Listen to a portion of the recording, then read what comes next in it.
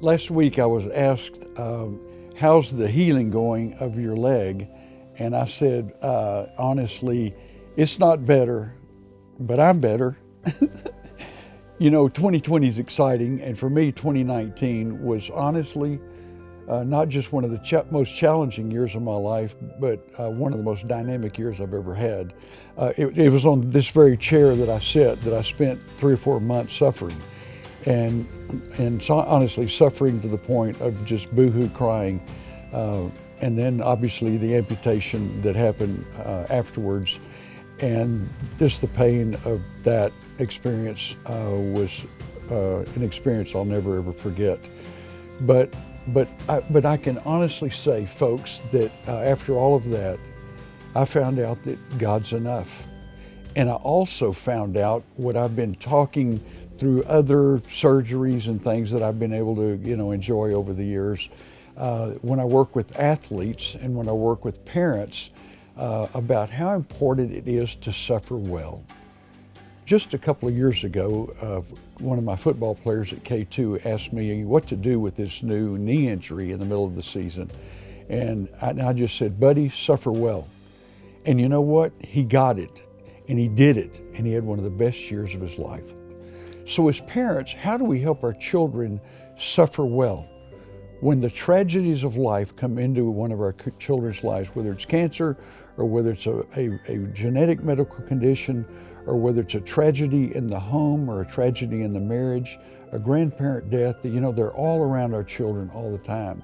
And as parents, we not only teach our kids how to live, but we teach our kids how to suffer. And folks, we teach our kids how to die.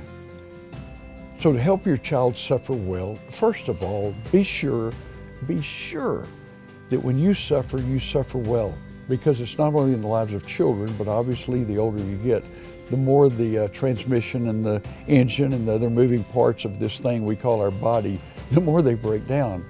And so we get a chance to suffer well. We get to suffer without complaining, and we get to suffer with faith.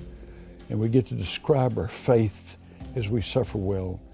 Secondly, moms and dads, after a lot of experience with this with my kids and grandkids, it's not what you say when a child is suffering, but it's just that you're there.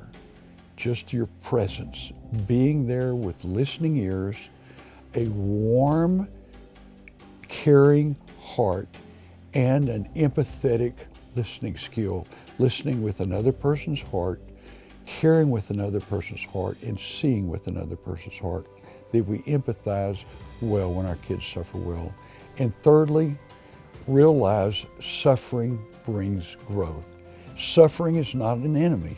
It is only through pain and suffering that our children really grow Christian and godly character. So let suffering have its role in your children's life. Yes, we're going to do whatever we can to help them get to the right doctors and help them get better.